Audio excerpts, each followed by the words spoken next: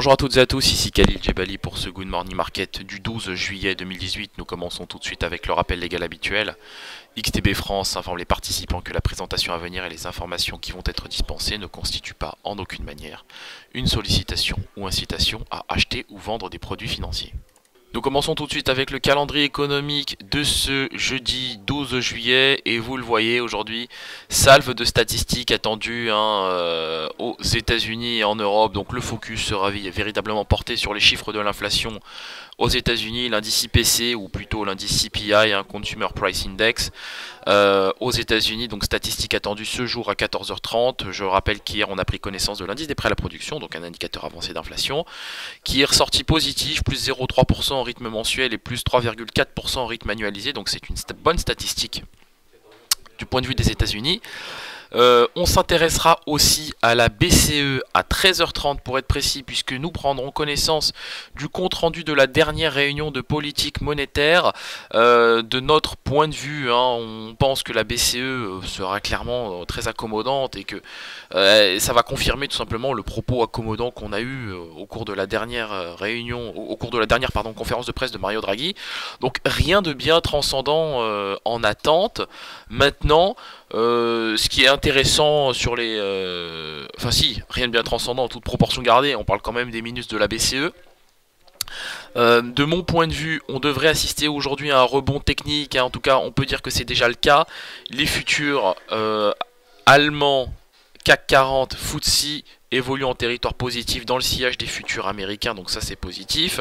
Donc je pense qu'effectivement l'arrivée des Américains sur le marché et la publication des minutes de la BCE devraient porter les indices et même son de cloche pour l'inflation américaine. On commence tout de suite avec l'analyse de la paire euro-dollar et on le voit ici, l'euro-dollar décidément a reperdu du terrain sur le seuil des 1,1675, donc on voit que c'est un support de qualité. J'anticipe bien le niveau des 1,1706, pourquoi pas.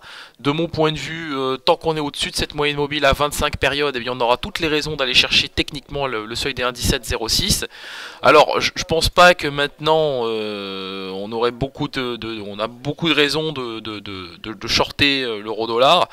On a pris connaissance ce matin, je le rappelle, de l'indice des prêts à la consommation en Allemagne, ressorti en ligne avec les attentes à 2,1% en rythme annualisé, plus 0,1% sur le seul mois de juin, donc en rythme mensuel. Donc pour moi, on a des bonnes raisons quand même d'acheter des euros. D'acheter des euros jusqu'au niveau des 1,1706 évidemment. Donc pour moi, c'est haussier aujourd'hui sur la paire euro-dollar. Et techniquement, c'est parfaitement faisable. On passe au DAX 30 et le DAX 30 qui a ouvert ce matin en gap haussier qu'on a déjà recomblé d'ailleurs. Donc sur le DAX 30 on s'est fait peur hier en allant chercher le niveau des 12 384 et même un peu en dessous. Bon, ce qui est intéressant, c'est qu'on a su rebondir, on a su retrouver des couleurs. Ce matin, on a vu le niveau des 12 468. C'est dommage que la moyenne mobile à 100 périodes continue de caper les prix. Vous le voyez ici, on a ouvert hier en gap baissier sur le DAX 30. Moi, je vais vous dire clairement les choses. J'anticipe au moment où je vous parle une hausse du DAX 30. De mon point de vue, on devrait très vite retrouver dans un premier temps le niveau des 12 468. Maintenant, si on confirme ce niveau... et qu'on arrive à s'affranchir de cette moyenne mobile à 100 périodes, c'est-à-dire à peu près sur le niveau des 12 468, eh bien on aura des bonnes raisons d'aller chercher le niveau des 12 500 points sur l'ouverture de ce gap, et après l'idéal évidemment c'est de bien sûr combler le gap. Donc le signal de trading posté hier sur notre site et sur Xstation est toujours en vigueur, est toujours valable. En tout cas moi il est toujours en cours le signal, donc le trade suisse, le trade est toujours en vie évidemment. Donc pour moi je suis tout simplement haussier sur le DAX 30, d'autant que là la majeure partie des indices européens évoluent en territoire positif et que surtout les futurs américains évoluent eux aussi en territoire positif. On notera par ailleurs le rebond des indices chinois auxquels on a assisté cette nuit. Le gold qui lui aussi évolue en tendance baissière évidemment, mais on fait état de velléité haussière sur cet actif puisque les prix sont portés par les moyennes mobiles à 7 et 21 périodes. On a une mini golden cross dans le sens où la moyenne mobile à 7 périodes courbe bleue a croisé à la hausse sa moyenne mobile longue à 21 périodes. On notera quand même l'aplatissement du RSI sous sa zone de surachat et sous la résistance des 1246 $ l'once. Bon, de mon point de vue, une fois de plus, on a testé des nouveaux plus bas sur le gold, à savoir le niveau des 1241 $ l'once. Là, on retrouve quelques couleurs, rien de bien transcendant évidemment, mais j'ai un petit biais acheteur en direction des 1246. Pourquoi pas ensuite le niveau des 1250, mais ça va être difficile, surtout si on a une séance de hausse aujourd'hui sur les indices.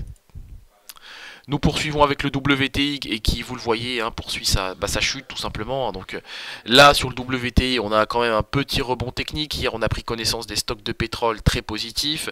Moins 12 millions de barils, je le rappelle, en stock de brut. Donc ça confirme même plus que bien les données de l'American Petroleum Institute.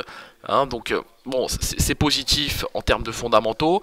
Maintenant, on reste pénalisé par la vigueur du dollar sur le WTI. Il y a eu un vrai mouvement de prise de bénéfices sur le WTI.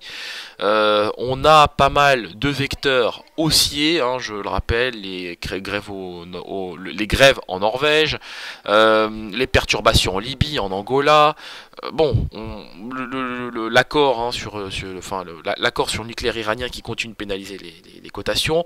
Maintenant, on a vu aussi que les États-Unis étudient les demandes d'exemption de certains pays en termes d'importation, pour les importations de pétrole iranien. D'ailleurs, à ce sujet, j'ai lu ce matin que l'Inde avait quelque part battu un record d'importation de pétrole en provenance de l'Iran.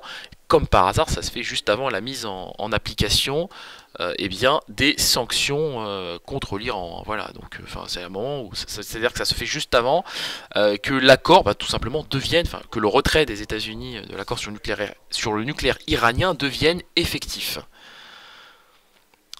Nous poursuivons avec l'indice S&P 500 qui retrouve lui aussi des couleurs. On progresse au-dessus de la moyenne mobile à 21 périodes, au-dessus du niveau des 2780 points. J'ai un biais acheteur sur cet actif et je pense qu'on va retrouver clairement le niveau des 2790 points. Au même titre d'ailleurs que le DAX 30, j'ai un biais aussi sur le DAX 30, donc j'ai forcément un biais aussi sur l'indice S&P 500. Pour moi, il n'y a vraiment pas de nuage à l'horizon, on va retrouver le niveau des 2790. L'idéal serait que nous fassions ce niveau aujourd'hui. Dans le pire des cas, je pense qu'on devrait avoir ce niveau demain, voilà, sur l'indice S&P 500. Nous terminons avec le Bitcoin et l'actif évidemment évolue en tendance baissière, je pense qu'il est inutile de le dire. Forte velléité baissière car les prix sont capés par les moyennes mobiles à 7 et 21 périodes. Néanmoins, on note que le RSI est stable dans sa zone de survente. En cas de rebond, et en cas de sortie du RSI de sa zone de survente surtout, nous pourrions assister à un rebond technique sur le Bitcoin en direction des 6293 $ pour un Bitcoin. On se quitte sur cette note, on se retrouve évidemment ce jour à 15h15 pour notre séance de live trading. Donc ce sera comme d'habitude l'occasion de revenir sur les grandes thématiques du jour. On passera en revue les minutes de la BCE. Soyez attentifs à ce qu'il se passera aujourd'hui sur notre site. Je pense que je vais publier quelques signaux parce que j'ai vu des choses assez intéressantes sur certains actifs au cours de ce Good Morning Market. Donc quelques signaux de trading à venir probablement ce matin.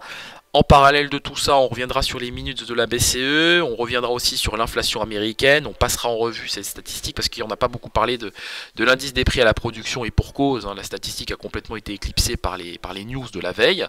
Donc séance assez intéressante, très intéressante en perspective. Merci à vous et à tout à l'heure.